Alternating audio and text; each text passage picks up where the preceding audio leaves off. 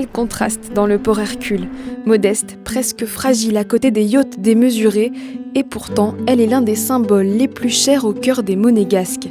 Depuis 60 ans, cette embarcation participe à la Sainte Dévote depuis la mer.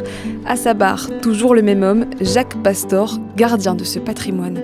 On fait la reconstitution de l'arrivée de Sainte Dévote dans le port de Monaco avec ce bateau et les reliques de Sainte Dévote à bord que je rendrai au curé de Sainte Dévote dès qu'on aura accosté au vallon des Gaumates où la légende dit que Sainte Dévote, guidée par une colombe, est arrivée à Monaco. Martyrisée à Luciana en Corse pour sa foi chrétienne, la jeune dévote aurait donc été retrouvée inanimée sur le rivage de Monaco vers l'an 300. Depuis, le peuple la vénère, une église a été bâtie en son honneur et chaque année, la principauté lui rend hommage. Mais qu'en est-il alors de la barque livrée aux flammes le 26 janvier ?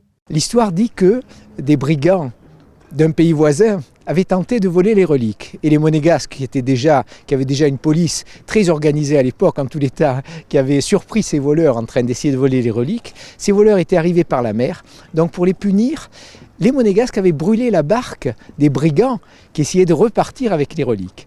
Et donc cette histoire, évidemment, on la perpétue, on la lie aux manifestations de Sainte Dévote, mais ce n'est évidemment pas la barque de Sainte Dévote qu'on brûle chaque année. Pour l'anecdote, cette chaloupe est arrivée dans les eaux monégasques en 1956 à l'occasion du mariage du prince Régnier III et de la princesse Grace. Elle a aidé à la manœuvre du Deo Juvante, le bateau sur lequel s'est retrouvé le couple princier.